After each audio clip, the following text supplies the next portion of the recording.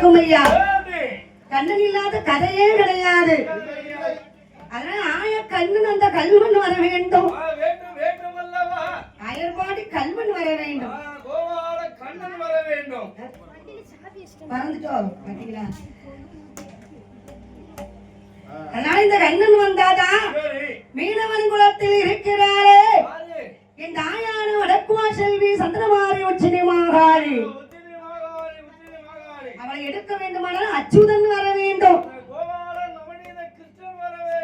இந்த சிறப்பான இந்த நல்ல நேரத்தில் பாடும் விழிசை நிகழ்ச்சியை ஆதரித்தார் பாஞ்சாலம் குறிச்சி மண்ணின் மைந்தன்,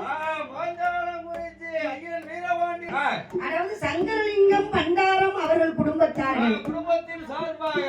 சங்கரலிங்கம் பண்டாரம் ஐயா அவர்களின் குடும்பத்தின் சார்பாக இசக்கி பண்டாரம் அவர்களும், சண்முக பண்டாரம் அவர்களும், பேச்சி பண்டாரம் அவர்களும், கோமதி பண்டாரம் அவர்களும், புஷ்ப அலங்காரம்.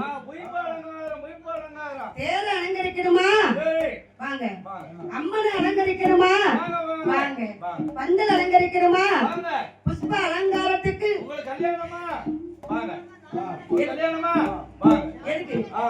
புஷ்ப அலங்காரம் செய்வதற்கு ராமச்சந்திரன் அவர்களை அணுகவும். அதாவது அண்ணனை போய் நாடினால் போதும், குறைந்த விளைவில் நிறைந்த பெருமையோடு சிறப்பாக செஞ்சு தருவார். என்னதான் பூ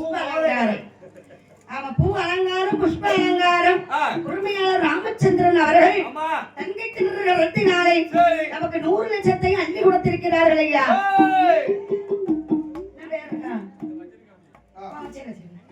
அவர்களுடைய குடும்ப குடும்பத்தினர்கள் என் அம்மன் வடக்குவா செல்வி சந்திரமாரி உச்சினி மாகாளி அருளாள, அந்த தோப்பூர் கருப்ப சுவாமி அருளாள, கருப்ப சுவாமியுடைய அருளினாலே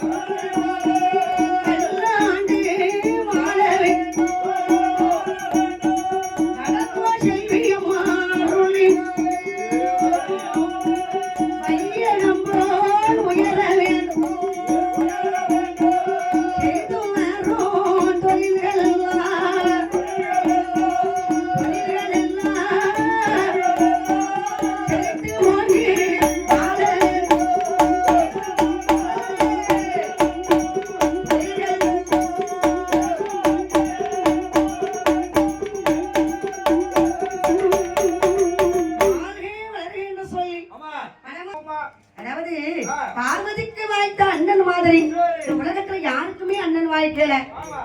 எல்லாருக்கும் அண்ணன் இருக்கத்தான் செய்யறாங்க. ஆனா எல்லா அண்ணனும், உங்களுக்கு அண்ணன் இருக்காரு, எனக்கு அண்ணன் இருக்காங்க, இவருக்கு ஐயாவுக்கு அண்ணன், நம்ம உடுக்கார் அண்ணாச்சுக்கு ஒரு அண்ணன். அண்ணன் இல்லாதவர்களும் இல்ல. எனக்கு சொல்லிட்டேன்.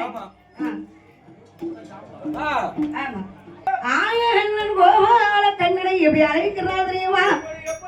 இந்த சக்தியான பார்வதியானவை மாயவா அண்ணா மாயவா